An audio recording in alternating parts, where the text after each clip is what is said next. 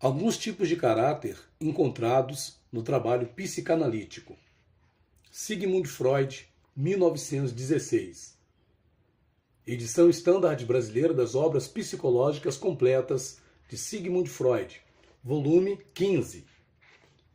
Quando o médico empreende o tratamento psicanalítico de um neurótico, seu interesse não se dirige de modo algum, em primeiro lugar, para o caráter do paciente.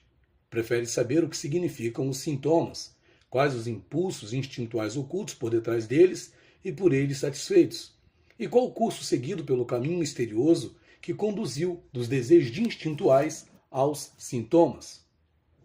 Contudo, a técnica que ele é obrigado a seguir logo o compele a dirigir sua curiosidade imediata para outros objetivos.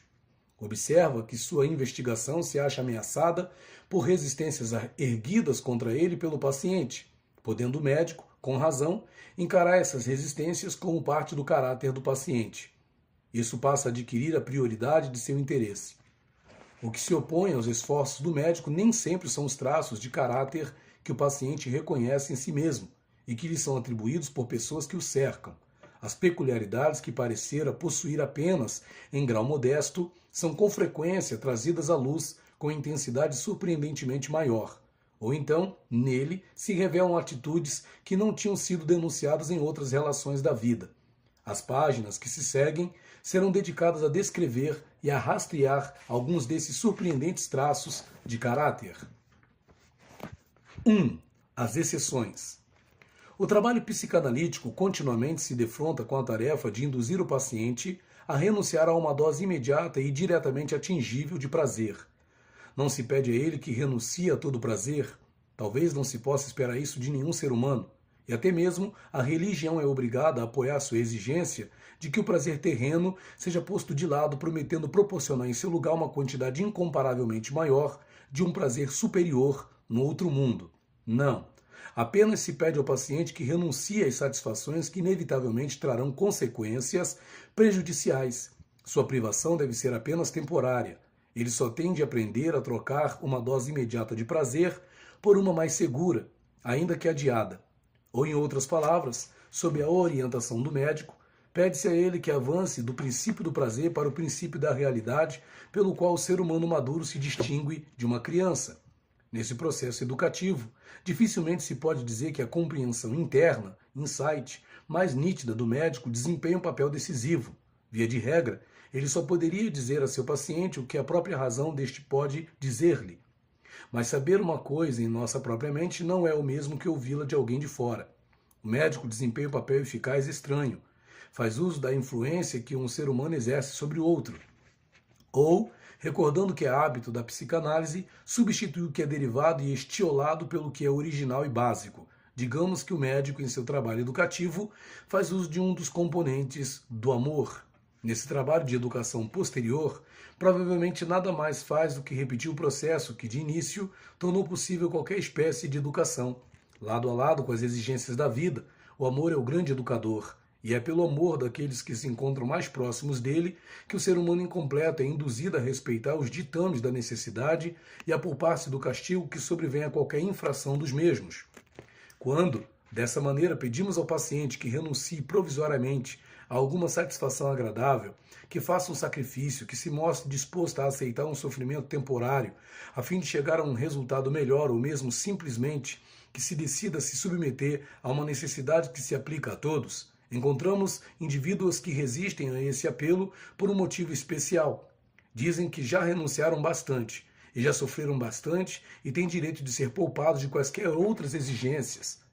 Não se submeterão mais a qualquer necessidade desagradável, pois são exceções, e além disso, pretendem continuar assim. Nesse tipo de paciente, essa reivindicação se transforma na convicção de que uma providência especial vela por ele, protegendo-o de quaisquer sacrifícios penosos dessa natureza. Os argumentos do médico nada conseguem contra uma confiança interna que se expressa de forma tão vigorosa quanto esta. Mesmo a influência dele na realidade é inicialmente impotente, ficando evidente para ele que deve descobrir as fontes das quais essa prevenção prejudicial se alimenta. Ora, sem dúvida é verdade que cada um gostaria de se considerar uma exceção e reivindicar privilégios em relação aos demais. mas precisamente por causa disso, deve haver uma razão específica e não universalmente presente para que alguém realmente se proclame uma exceção e se comporte como tal. Essa razão pode ser de mais de uma natureza. Nos casos que investiguei, consegui descobrir uma peculiaridade comum a experiências mais antigas das vidas desses pacientes. Suas neuroses se ligavam a alguma experiência ou sofrimento a que estiveram sujeitos em sua primeira infância, e em relação aos quais eles próprios sabiam não ter culpa, podendo encará-los como sendo uma desvantagem injusta a eles imposta. Os privilégios que reclamavam como resultado dessa injustiça e a rebeldia que ela engendrava contribuíram não em pequena dose para intensificar os conflitos que levaram à irrupção de uma neurose. Num desses pacientes, uma mulher, a atitude para com a vida, ora objeto de seu exame, chegou ao máximo quando ela soube que uma perturbação dolorosa de ordem orgânica que a havia impedido de alcançar seus objetivos na vida era de origem congênita. Enquanto considerou esse mal como uma aquisição acidental e tardia, suportou-o pacientemente. Tão logo, porém, verificou ser ele parte de uma herança inata, tornou-se rebelde. Um jovem que se acreditava velado por uma providência especial em sua infância, fora vítima de uma infecção acidental provocada por sua ama de leite, e depois passou toda a sua vida fazendo reivindicações de compensação, uma pensão por acidente, por assim dizer, sem ter qualquer ideia que servisse de base para essas alegações. Nesse caso, a análise que construiu esse fato a partir de resíduos minêmicos obscuros e de interpretações dos sintomas foi confirmada objetivamente por informações prestadas pela família. Por motivos que serão facilmente compreendidos, não posso alongar-me muito sobre essas e outras anamneses, nem me proponho penetrar na evidente analogia entre deformações de caráter resultantes de uma prolongada doença na infância e o comportamento de nações inteiras cuja história passada foi cheia de sofrimentos. Em vez disso, contudo, aproveitarei a oportunidade para chamar a atenção para uma figura criada pelo maior dos poetas. Uma figura em cujo caráter a reivindicação à exceção se mostra estreitamente vinculada à circunstância de uma desvantagem congênita, sendo por ela motivada. No monólogo inicial de Ricardo III, de Shakespeare, Gloucester, que depois vem a ser rei, diz: "Mas eu, que não fui talhado para habilidades esportivas, nem para cortejar um espelho amoroso, que grosseiramente feito e sem a majestade do amor, para pavonear-me diante de uma ninfa de lascivos meneios, eu, privado dessa bela proporção, desprovido de todo encanto pela pérfida natureza, disforme, inacabado, enviado por ela antes do tempo para este mundo dos vivos, terminado pela metade, isso tão imperfeitamente fora de moda que os cães ladram para mim quando paro perto deles." E assim, já que não posso mostrar-me como amante para entreter estes belos dias da galanteria, resolvi importar-me como vilão e odiar os frívolos prazeres deste tempo. À primeira vista, essa investida talvez dê a impressão de não estar relacionada ao nosso presente tema. Ricardo parece nada dizer além de "considero tediosos esses tempos frívolos e quero divertir-me. Como não posso desempenhar o papel de amante por causa da minha deformidade, serei o vilão. Conspirarei, assassinarei e farei tudo o que quiser." Essa motivação frívola só sufocaria qualquer sentimento de simpatia no auditório, se não fosse um pano de fundo para algo mais grave. Do contrário, a peça seria psicologicamente impossível, pois o escritor deve saber, como nós, como nos fornecer antecedentes secretos que despertem simpatia pelo seu herói, a fim de que possamos admirar sua ousadia e desembaraço sem protesto interior. E essa simpatia só pode basear-se na compreensão ou no sentimento de uma possível solidariedade interior em relação a ele. Penso, portanto, que o monólogo de Ricardo não diz tudo, dando meramente uma sugestão e deixando que preenchamos o que ele sugere. Quando o fazemos, contudo, a aparência de frivolidade desaparece, a amargura e a minudência com que Ricardo retratou sua deformidade exercem todo o seu efeito, e percebemos claramente o sentimento de solidariedade que compele nossa simpatia, mesmo para com um vilão como ele. Assim, o que o monólogo significa é: a natureza me causou um doloroso mal ao negar-me a beleza das formas, que conquista o amor humano. A vida me deve uma reparação por isso, e farei tudo para consegui-la. Tenho o direito de ser uma exceção, de desprezar os escrúpulos pelos quais os outros se deixam tolher. Posso fazer o mal, já que a mim foi feito mal.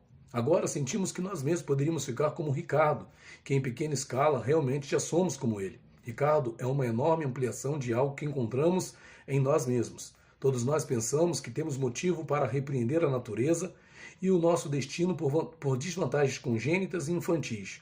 Todos exigimos reparação por antigos ferimentos ao nosso narcisismo, ao nosso amor próprio. Por que a natureza não nos deu os cachos dourados de Balder, ou a força de Siegfried, ou a expressão altaneira do gênio, ou o nobre perfil de aristocracia? Por que nascemos num lar de classe média e não num palácio real? Poderíamos exibir beleza e distinção tão bem quanto qualquer um daqueles em quem agora somos obrigados a invejar essas qualidades. Constitui, contudo, uma sutil economia de arte no poeta não permitir a seu herói exprimir franca e completamente todos os seus motivos secretos. Por esse meio, obriga-nos a suplementá-los, ele ocupa nossa atividade intelectual, desvia-a da reflexão crítica e nos mantém firmemente identificados com seu herói. O indivíduo canhestro, em seu lugar, daria expressão consciente a tudo o que desejasse revelar-nos, e então se depararia com nossa inteligência fria e sem entraves, que impediria qualquer aprofundamento da ilusão. Antes de deixarmos as exceções, contudo, podemos ressaltar que a reivindicação das mulheres a privilégios e a isenção de tantas das importunidades da vida repousa na mesma base.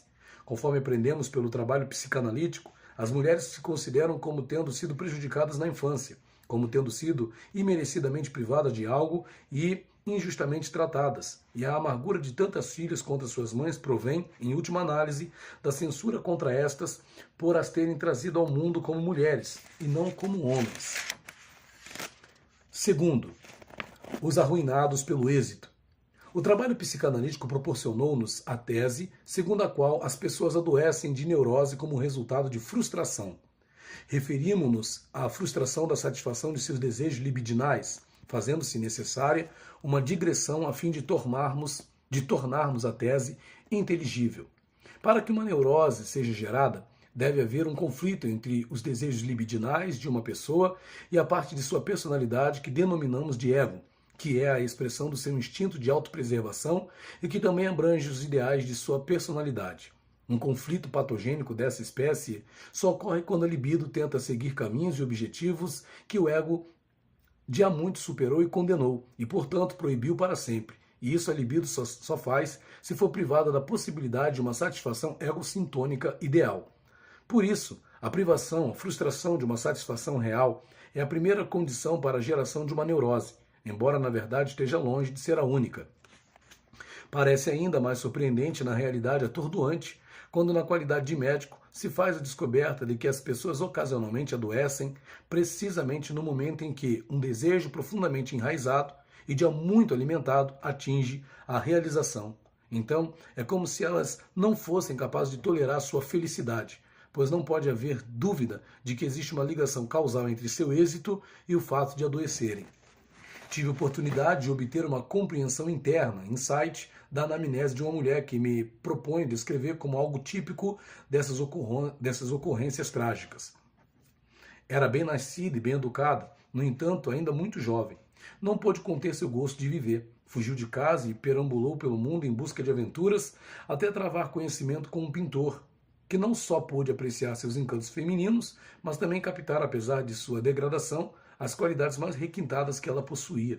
Levou-a para viver com ele e ela provou ser uma companheira fiel, parecendo apenas carecer de reabilitação social para alcançar uma felicidade completa. Após muitos anos de vida em comum, o pintor conseguiu fazer com que a família dele se reconciliasse com ela. Estava então preparado para torná-la sua esposa legítima. Foi nesse momento que ela começou a desmoronar. Descuidou da casa da qual agora estava prestes a tornar-se dona por direito, imaginou-se perseguida pelos parentes dele, que desejavam fazê-la parte da família, proibiu ao amante com seu ciúme insensato todo o contato social, prejudicou-o em seu trabalho artístico e logo sucumbiu a uma doença mental incurável. Em outra ocasião, defrontei-me com o caso de um respeitável senhor, professor universitário, que nutria havia muitos anos o desejo natural de ser o sucessor do mestre que o iniciara nos estudos. Quando esse professor mais antigo se aposentou e os colegas informaram ao pretendente que ele fora escolhido para substituí-lo, começou a hesitar. depreciou seus méritos, declarou-se indigno de preencher o cargo para o qual fora designado e caiu numa melancolia que o deixou incapaz de toda e qualquer atividade durante vários anos. Não obstante esses dois casos serem diferentes sob outros aspectos, existe uma concordância no seguinte ponto: a doença seguiu de perto a realização de um desejo e pôs termo a toda fruição do mesmo. A contradição entre tais experiências e a norma segundo a qual aquilo que induz a doença e a frustração não é insolúvel desaparecerá se estabelecemos uma distinção entre uma frustração externa e uma interna. Se o objeto no qual a libido pode encontrar sua satisfação está contido na realidade, isso constitui uma frustração externa. Em si, ela é inoperante, não patogênica, até que uma frustração interna se junte a ela. Esta última deve provir do ego e deve disputar o acesso da libido a outros objetos, estes que agora a libido procura apreender. Só então surge um conflito e a possibilidade de uma doença neurótica, isto é, de uma satisfação substitutiva alcançada indiretamente por meio do inconsciente reprimido. Por conseguinte, a frustração interna está potencialmente presente em todos os casos, só que não entra em ação até que a frustração externa real tenha preparado o terreno para ela. Nos casos excepcionais em que as pessoas adoecem por causa do êxito, a frustração interna atua por si mesma. Na realidade, só surge depois que uma frustração externa foi substituída por realização de um desejo. À primeira vista, há algo de estranho nisso, mas por ocasião de um exame mais detido, refletiremos que não é absolutamente incomum para o ego tolerar um desejo tão inofensivo na medida em que ele só existe na fantasia e cuja realização parece distante. Pelo contrário, porém, o ego se defenderá ardentemente contra esse desejo tão logo este se aproxime da realização e ameace tornar-se uma realidade.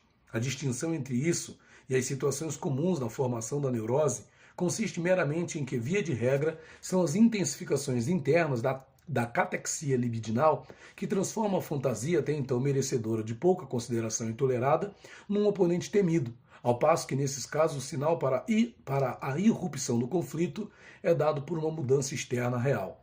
O trabalho analítico não encontra dificuldade alguma em demonstrar que são as forças da consciência que proíbem ao indivíduo obter a tão almejada vantagem proveniente da feliz mudança da realidade. Constitui tarefa difícil, contudo, descobrir a essência e a origem dessas tendências julgadoras e punitivas, cuja existência, onde não esperamos encontrá-las, tantas vezes nos surpreende. Pelas razões habituais, não examinarei o que sabemos ou conjecturaremos em relação a casos de observação clínica, mas em relação a figuras que grandes autores criaram a partir de seu rico conhecimento da mente. Podemos tomar como exemplo de pessoa que sucumbe ao atingir o êxito, após lutar exclusivamente por ele, com todas as suas forças, a figura de Lady Macbeth, criada por Shakespeare. De início, não há qualquer hesitação, qualquer sinal de conflito interno nela, qualquer esforço, senão o de vencer os escrúpulos de seu ambicioso, embora compassivo marido. Ela se mostra pronta a sacrificar até mesmo sua feminilidade à sua intenção assassina, sem refletir no papel decisivo que esta feminilidade deverá desempenhar quando, posteriormente, surgir a questão de preservar a finalidade de sua ambição, alcançada através de um crime. Vinde, espíritos sinistros, que servis aos desígnios assassinos, desassexuai-me, enchei-me da cabeça aos pés da mais horrível crueldade. Ato 1, cena 5. Bem conheço as delícias de amar um tenro filho que se amamenta, embora eu lhe arrancar as gengivas sem dente, ainda quando vendo-o sorrir, se para mim o bico de meu seio e faria sem piedade, saltaram-lhe os miolos, se tivessem jurado assim fazer como juraste, cumprisse a empreitada. Ato 1, cena 7. Apenas um leve isolado frêmito de relutância dela se apossa antes do feito. Se no seu sono não lembrasse tanto, meu pai tê-lo-ia eu mesmo apunhalado. Ato 2, cena 2. Então, quando se torna rainha pelo assassinato de Duncan, ela trai por um momento algum como um desapontamento, algo como uma desilusão. Não podemos dizer por que razão. Tudo perdemos quando o que queríamos obtemos sem nenhum contentamento. Mas vale ser a vítima destruída do que, por a destruir com ela o gosto de viver. Ato 3, cena 2. Não obstante, ela se mantém firme. Na cena do banquete que se segue a essas palavras, somente ela se conserva serena, encobre o estado de confusão do marido e encontra um pretexto para dispensar os convivas. E então desaparece de vista. A seguir, vemo-la na casa de sonambulismo do último ato, fixada nas impressões da noite do assassinato. Mais uma vez, como antes, procura incutir coragem ao marido. Por quem sois, meu senhor? Que vergonha! Um soldado com medo? Por que havemos de recear que alguém o saiba, se ninguém nos pode pedir contas? Ela ouve a pancada na porta, que apavorou o marido depois do feito, mas ao mesmo tempo luta por desfazer a ação que não pode ser desfeita. Lava as mãos manchadas de sangue e que cheiram a sangue e fica cônscia da futilidade da tentativa. Ela, que parecia tão sem remorsos, parece ter sido abatida pelo remorso. Quando morre, Macbeth, que nesse meio tempo se tornou tão inexorável quanto ela no começo, encontra apenas um breve epitáfio para ela. É morta. Não devia ser agora. Sempre seria tempo para ouvir-se essas palavras. Ato 5, cena 5. E agora nos perguntamos, o que foi que quebrantou esse caráter que parecia ter sido forjado do metal mais rijo? Terá sido somente a desilusão? O aspecto diferente revelado pelo fato consumado? E devemos inferir que mesmo em Lady Macbeth, uma natureza originalmente doce e feminina foi levada a um ponto de concentração e de alta tensão que não pôde suportar por muito tempo? Ou devemos procurar indícios de uma motivação mais profunda que tornará essa derrocada mais humanamente inteligível para nós? Parece-me impossível chegar a uma decisão.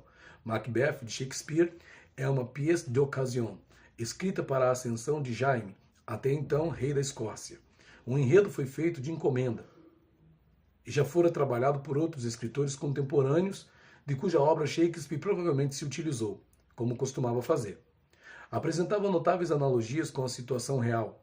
A virginal Elizabeth, de quem se dizia que jamais fora capaz de ter filhos, e que certa vez se descrevera a si própria como um tronco estéril, numa angustiosa exclamação pela notícia do nascimento de Jaime, foi obrigada por essa mesma esterilidade a fazer do rei escocês seu sucessor.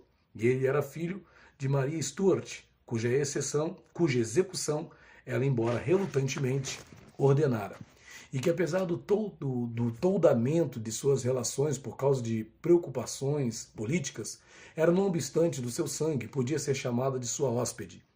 A ascensão de Jaime I foi como uma demonstração da maldição da esterilidade das bênçãos da geração contínua, e a ação do Macbeth, de Shakespeare, baseia-se nesse mesmo contraste.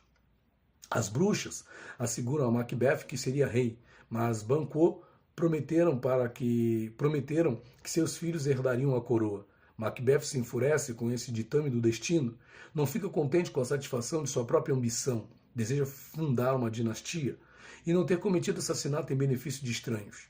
Esse ponto será negligenciado se a peça de Shakespeare for considerada apenas como uma tragédia de ambição. É claro que Macbeth não pode viver para sempre, e assim existe apenas uma forma para que ele invalide a parte da profecia que lhe é desfavorável, a saber, ter ele mesmo filhos que possam sucedê-lo. E ele parece esperá-los de sua indomável esposa. Não concebes nunca, senão filhos varões. Tua alma indomável o pede assim. Ato 1, cena 7. E é igualmente claro que, se for desapontado nessa expectativa, deverá submeter-se ao destino. Do contrário, suas ações perdem toda finalidade e são transformadas na fúria cega de alguém condenado à destruição, que está resolvido a destruir de antemão tudo o que possa alcançar. Vemos Macbeth passar por este processo, e no clímax da tragédia ouvimos o grito lancinante de Macduff, que com tanta frequência é considerado ambíguo e que talvez possa conter a chave da mudança em Macbeth. Ele não tem filhos. Ato 4, cena 3. Não há dúvida de que isso significa somente porque ele próprio não tem filhos é que pôde assassinar meus filhos. No entanto, algo mais pode estar implícito nisso. E, acima de tudo, poderia pôr a nu o motivo mais profundo que não apenas força Macbeth. Não há dúvida de que isso significa somente porque ele próprio não tem filhos é que pôde assassinar meus filhos. No entanto, algo mais pode estar implícito nisso. E, acima de tudo, poderia pôr a nu o motivo mais profundo que não apenas força Macbeth a ir muito além de sua própria natureza, como também toca no único ponto fraco do caráter insensível de sua esposa. Se examinar toda a peça, a partir do clímax, assinalado pelas palavras de Macduff, ver-se-á que ela está repleta de referências à relação pai-filhos. O assassinato do bondoso Duncan não passa de parricídio, No caso de Banquo, Macbeth mata o pai enquanto o filho se lhe escapa. E no de Macduff, ele mata os filhos porque o pai fugira dele. Uma criança ensanguentada e a seguir uma coroada lhe são mostradas pelas bruxas na cena da aparição. A cabeça armada que é vista antes, sem dúvida, é o próprio Macbeth, mas no segundo plano ergue-se a forma sinistra do Vingador, Macduff. Ele próprio, uma exceção às leis da geração, visto que não nasceu de sua mãe, mas foi arrancado de seu ventre. Seria um exemplo perfeito de justiça poética à maneira de Talião se a ausência de filhos de Macbeth e a infelicidade de sua lei fosse o castigo pelos seus crimes contra a santidade da geração. Se Macbeth não pudesse tornar-se pai porque roubara de um pai os filhos, e dos filhos um pai, e se Lady Macbeth sofresse o assexuamento que exigira dos espíritos do assassinato. Creio que a doença de Lady Macbeth, a transformação de sua impiedade em penitência, poderia ser explicada diretamente como uma reação à sua infecundidade, pela qual ela se convence de sua impotência contra os ditames da natureza, sendo ao mesmo tempo lembrada de que foi através de sua própria falta que seu crime foi roubado da melhor parte dos seus frutos. Na Chronicle, 1577, de Holinshed, da qual Shakespeare extraiu o argumento de Macbeth, Lady Macbeth é mencionada apenas uma vez como uma esposa ambiciosa que instiga o marido ao assassinato, para que ela possa tornar-se rainha. Não há menção a seu destino subsequente nem ao desenvolvimento de seu caráter. Por outro lado, afigurar-se-ia que a transformação de Macbeth num tirano sanguinário é atribuída aos mesmos motivos que sugerimos aqui, pois em Holinshed decorrem 10 anos entre o assassinato de Duncan, através do qual Macbeth se torna rei, e suas más ações ulteriores. E nesses 10 anos ele é mostrado como um governante severo, porém justo. Só depois desse lapso de tempo é que se inicia nele a mudança sob a influência do medo atormentador de que a profecia a Banquo possa realizar-se, assim como aconteceu com a profecia de seu próprio destino. Só então é que ele engendra o assassinato de Banquo, e como em Shakespeare, é impelido de um crime a outro. Não é expressamente mencionado em Holinshed, que foi a ausência de filhos que o impeliu a esses caminhos, mas se dá bastante tempo e espaço para esse motivo plausível. Isso não ocorre em Shakespeare. Os eventos nos chegam de roldão na tragédia, com pressa ofegante, de modo que, a julgar pelas declarações de suas personagens, o curso de sua ação abrange cerca de uma semana. Essa aceleração retira a base de todas as nossas interpretações dos motivos da mudança no caráter de Macbeth e no de sua esposa. Não há tempo para que um longo desapontamento quanto às suas esperanças de nascimento de filhos faça a mulher sucumbir e leve o homem a uma fúria desafiadora. E permanece a contradição de que, apesar de tantas inter-relações sutis no enredo, e entre estes a sua ocasião, apontarem para uma origem comum no tema da infecundidade, a economia de tempo na tragédia, não obstante, impede expressamente um desenvolvimento de caráter oriundo de quaisquer motivos que não sejam aqueles inerentes à própria ação. Quais, contudo, teriam sido os motivos que, num tão curto espaço de tempo, puderam transformar o homem hesitante e ambicioso num desinibido tirano e sua instigadora de coração empedernido numa mulher doente corroída pelo remorso? É, na minha opinião, impossível de adivinhar. Devemos, penso eu, abandonar toda e qualquer esperança de penetrar na tríplice camada de obscuridade em que se condensaram a má preservação do texto, a intenção desconhecida do dramaturgo e o propósito oculto da lenda. Mas eu não aprovaria a objeção de que investigações como estas são vãs, em face do poderoso efeito que a tragédia exerce sobre o espectador. O dramaturgo pode realmente, durante a representação, dominar-nos pela sua arte e paralisar nossos poderes de reflexão, mas não nos pode impedir de que, subsequentemente, tentemos aprender seu efeito mediante o estudo de seu mecanismo psicológico. Nem o argumento de que um dramaturgo tem a liberdade de encurtar à vontade a cronologia natural dos fatos que ele apresenta diante de nós. Se pelo sacrifício da probabilidade comum ele puder realçar o efeito dramático, me parece pertinente nesse caso, pois tal sacrifício só se justifica quando meramente interfere na probabilidade, e não quando rompe a relação causal. Além disso, o efeito dramático dificilmente teria sido afetado se tivesse deixado a passagem do tempo indeterminada, em vez de ficar expressamente limitada a poucos dias. Fica-se tão pouco inclinado a abandonar um problema como o de Macbeth por considerá-lo insolúvel, que me aventurarei a apresentar um novo ponto, que talvez ofereça outra saída para a dificuldade. Ludwig Jacques, num recente estudo shakespeariano, pensa ter descoberto uma técnica particular do poeta, e isso poderia aplicar-se a Macbeth. Ele crê que Shakespeare muitas vezes divide um tipo em duas personagens, as quais, tomadas isoladamente, não são inteiramente compreensíveis e somente vêm a sê-lo quando reunidas mais uma vez numa unidade. Macbeth e Lady Macbeth poderiam estar nesse caso. Ainda sendo, seria destituído de fundamento considerá-la como um tipo independente e procurar os motivos de sua modificação sem considerar o Macbeth que a completa.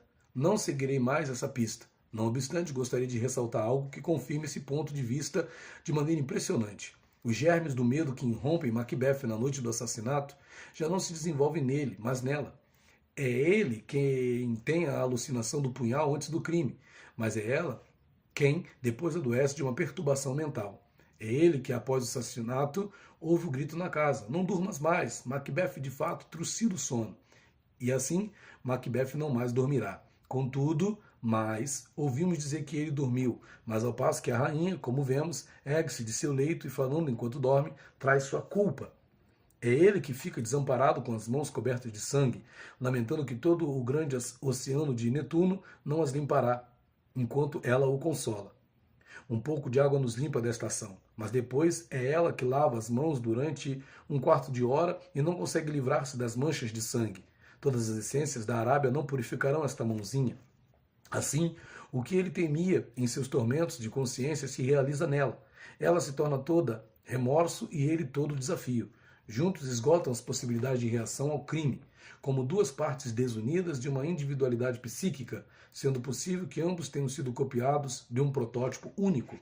Se formos incapazes de responder por que Lady Macbeth sucumbiu após seu êxito, talvez tenhamos uma oportunidade melhor passando à criação de outro grande dramaturgo, que muito parecia acompanhar com inflexível rigor problemas de responsabilidade psicológica. Rebecca Galvick, filha de uma parteira, foi educada por seu pai adotivo, Dr. West, para ser uma livre pensadora e para desprezar as restrições que uma moral fundamentada na crença religiosa procura impor aos desejos da vida. Após a morte do médico, ela encontra um emprego em Homer's Horn, o lar por muitas gerações de uma antiga família cujos membros desconhecem o riso e que sacrificaram a alegria ao rígido cumprimento do dever. Seus ocupantes são Johannes Hosmer, ex-pastor, e sua esposa inválida, a infecunda Beata. Dominada por uma paixão selvagem e incontrolável pelo amor de Hosmer, de alta linhagem, Rebecca resolve eliminar a esposa, que constitui um obstáculo para seus planos. Para tanto, faz uso da sua vontade impávida e livre, não restringida por quaisquer escrúpulos. Arquiteta um plano para que Beata leia um livro de medicina no qual a finalidade do casamento é representada como sendo a procriação, de modo que a pobre mulher começa a duvidar da razão de ser de seu próprio casamento. Rebecca então dá a entender que Hosmer, de cujos estudos e ideias ela partilha, está prestes a abandonar a velha fé e a aliar-se ao grupo dos esclarecidos.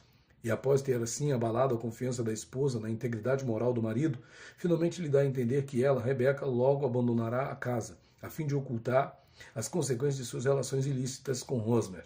A trama criminosa é coroada de êxito. A pobre esposa, que passa por deprimida e irresponsável, atira-se da estrada ao lado do moinho no açude, dominada pelo sentimento de sua própria inutilidade e não mais desejando antepor-se entre seu amado marido e a felicidade dele.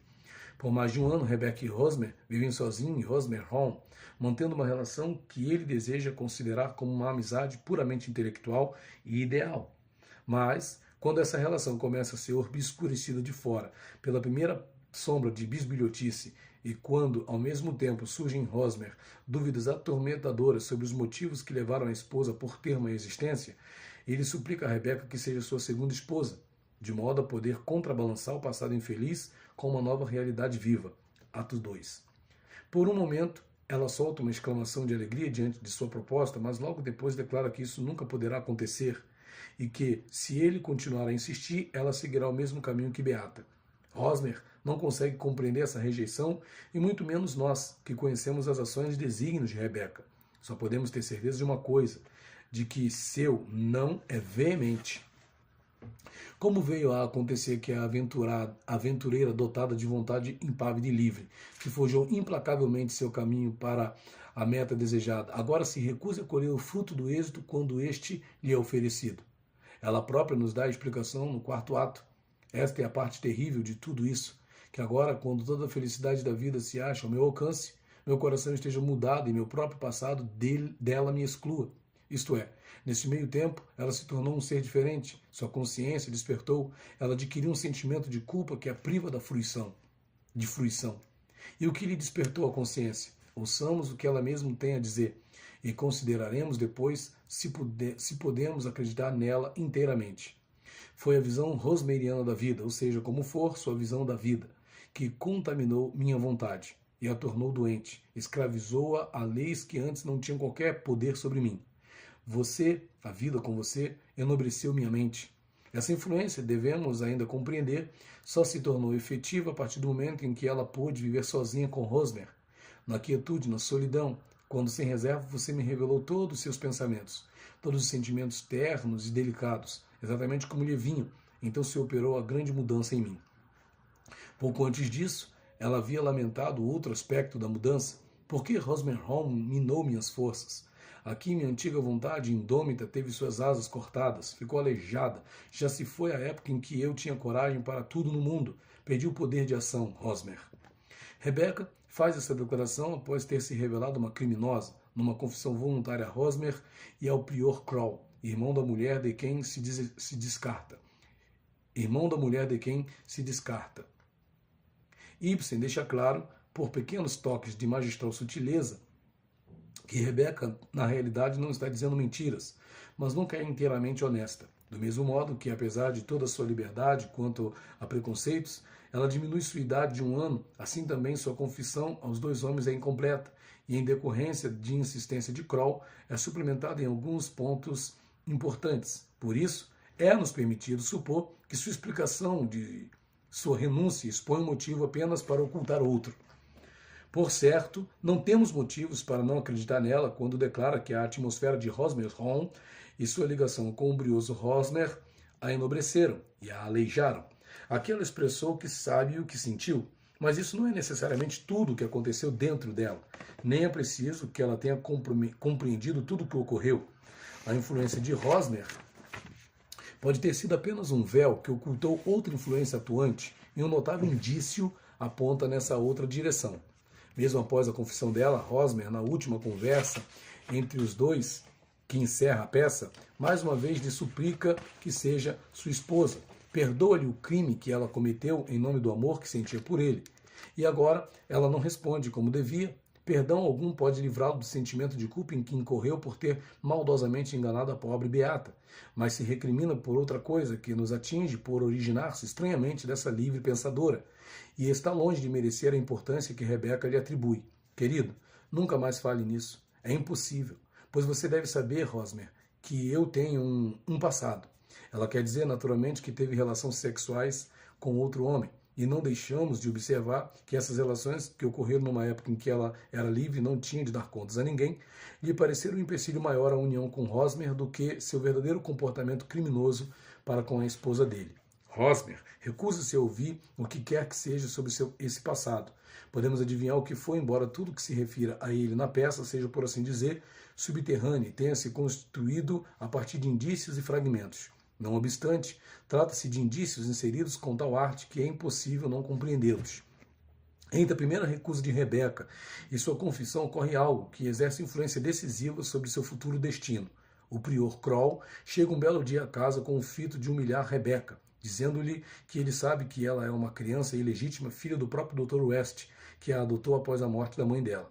O ódio lhe aguçou as percepções, mas mesmo assim ele não supõe que isso seja novidade para ela. Realmente não supunha que ignorasse isso. Caso contrário, teria sido muito estranho que você tivesse deixado o Dr. West adotá-la. E então ele a leva para a casa dele, logo que sua mãe morre. Ele a trata asperamente, mas você fica com ele, você sabe que ele não lhe deixará um vintém. Na verdade, só lhe coube um instante com livros, uma estante com livros, mas você continua, você o atura, você cuida dele até o fim.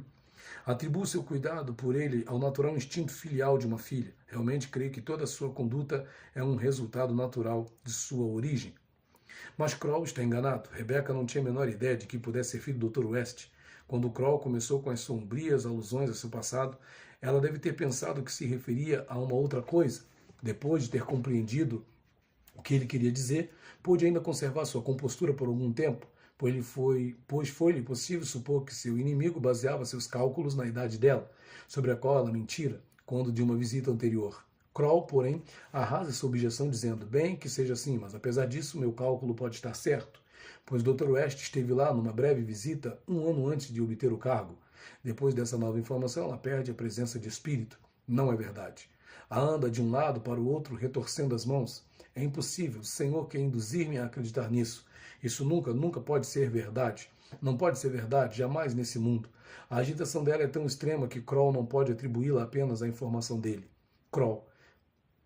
Mas minha cara senhorita West, por que, em nome dos céus, está tão terrivelmente agitada? Você me deixa assustado. Em que devo pensar, acreditar? Rebecca. Em nada. O senhor não deve pensar nem acreditar em nada. Kroll. Então você deve realmente dizer-me como pode levar esse caso, essa possibilidade tão terrivelmente a sério. Rebecca. Dominando-se, é perfeitamente simples, prior Kroll. De forma alguma desejo ser tomada por uma filha ilegítima. O enigma do comportamento de Rebecca é suscetível de uma única solução. A notícia de que o Dr. West era seu pai é o golpe mais rude que lhe pode sobrevir, pois não só era sua filha adotiva, como também fora sua amante. Quando Kroll começou a falar, ela pensou que estivesse fazendo alusão a essas relações, cuja verdade ela teria provavelmente admitido e justificado por causa de suas ideias emancipadas. Isso, porém, estava longe da intenção do prior.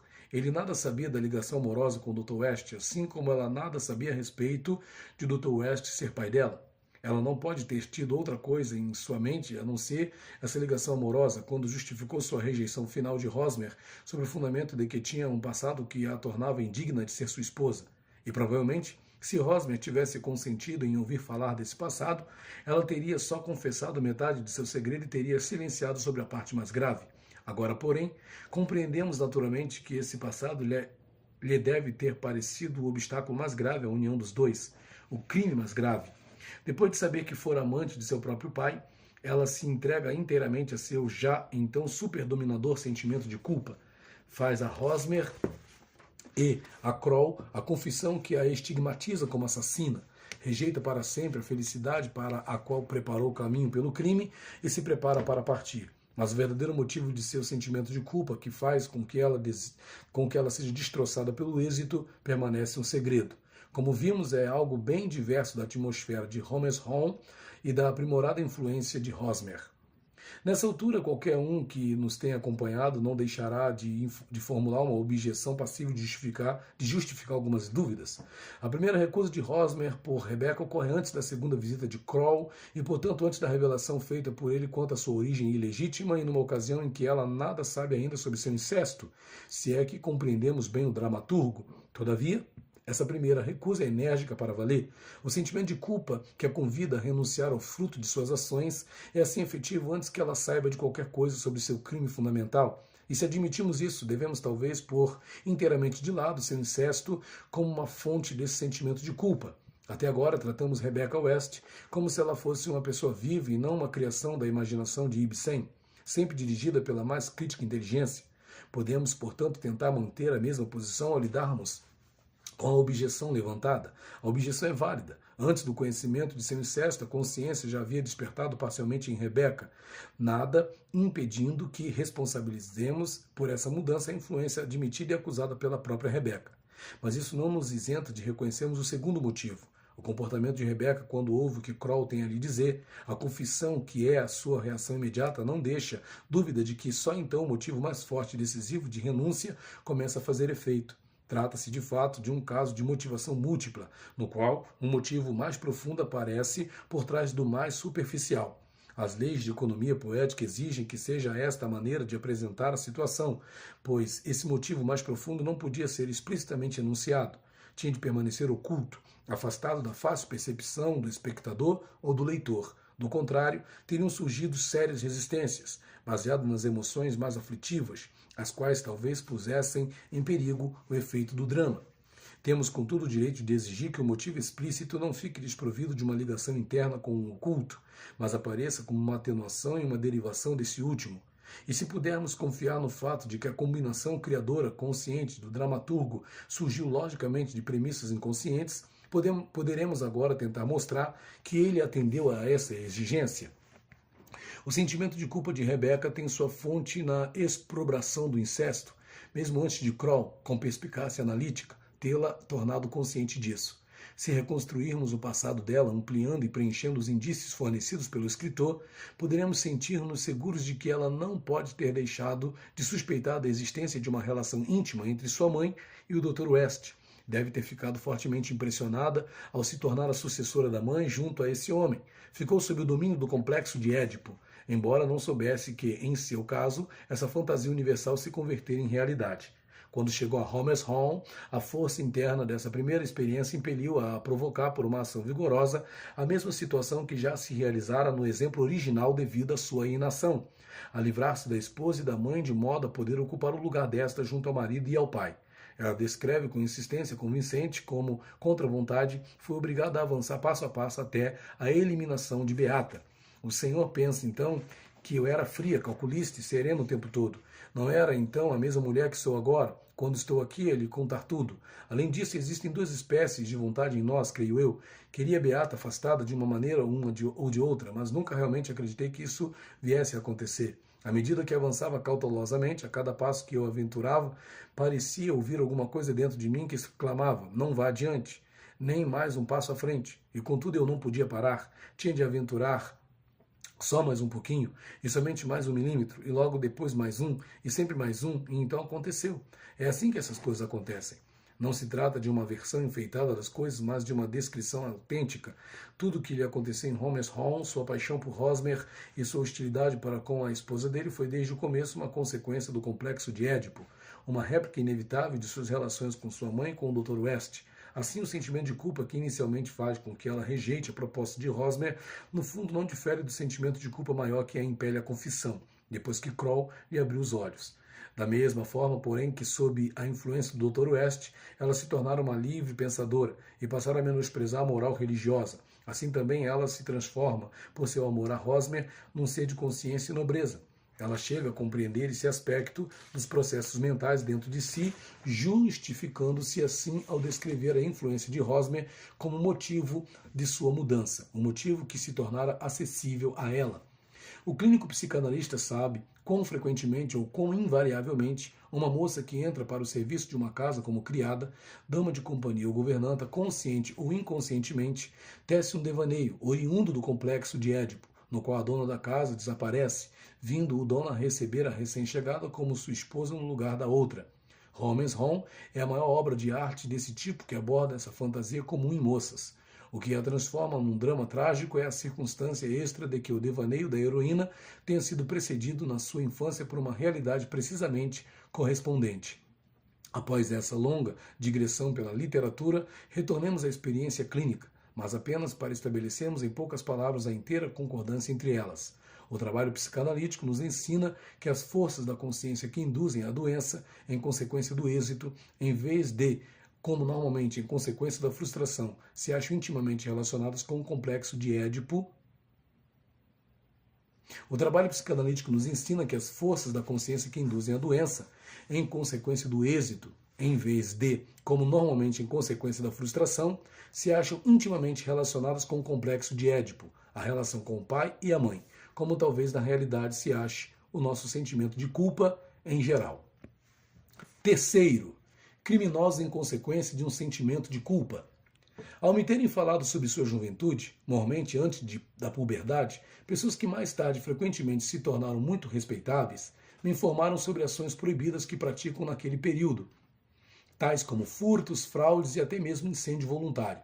Eu tinha o hábito de me descartar dessas declarações com o comentário de que estamos familiarizados com a fraqueza das inibições morais daquele período de vida e não fazer qualquer tentativa para localizá-las em contexto mais importante.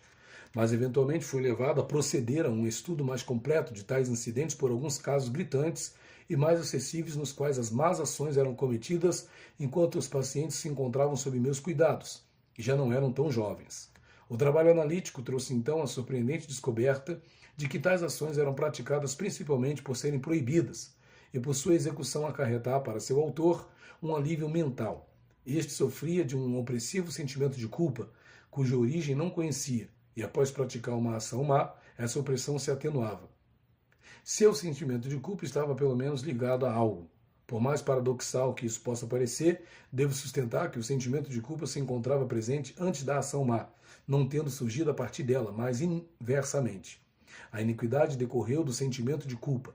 Essas pessoas podem ser apropriadamente descritas como criminosas em consequência do sentimento de culpa. A preexistência do sentimento de culpa fora naturalmente demonstrada por todo um conjunto de outras manifestações e efeitos. O trabalho científico, porém, não se satisfaz com o estabelecimento de um fato curioso. Existem ainda duas outras perguntas a responder. Qual a origem desse obscuro sentimento de culpa antes da ação? É provável que essa espécie de causação desempenhe um papel considerável no crime humano? Um exame da primeira questão mantinha a promessa de nos trazer informações sobre a fonte do sentimento de culpa da humanidade em geral. O resultado invariável do trabalho analítico era demonstrar que esse obscuro sentimento de culpa provinha do complexo de Édipo e constituía uma reação às duas grandes intenções criminosas de matar o pai e de ter relações sexuais com a mãe. Em comparação com esses dois, os crimes perpetrados com o propósito de fixar o sentimento de culpa em alguma coisa vinham como um alívio para os sofredores. Nesse sentido, devemos lembrar que o parricídio e o incesto com a mãe são os dois grandes crimes humanos, os únicos que, como tais, são perseguidos e execrados nas comunidades primitivas. Também devemos lembrar como outras investigações nos aproximaram da hipótese segundo a qual a consciência da humanidade, que agora aparece como uma força mental herdada, foi adquirida em relação ao complexo de Édipo. Para responder à segunda pergunta, devemos ir além do âmbito do trabalho psicanalítico. No tocante às crianças, é fácil observar que muitas vezes são propositadamente travessas para provarem um castigo e ficam quietas e contentes depois de terem sido punidas. Frequentemente, a investigação analítica posterior pôde situar-nos na trilha do sentimento de culpa que as induziu a procurarem punição. Entre criminosos adultos devemos, sem dúvida, excetuar aqueles que praticam crimes sem qualquer sentimento de culpa, que ou não desenvolveram quaisquer inibições morais ou em seu conflito com a sociedade. Consideram sua ação justificada, contudo, no tocante à maioria dos outros criminosos, aqueles para os quais medidas punitivas são realmente criadas, tal motivação para o crime poderia muito bem ser levada em consideração.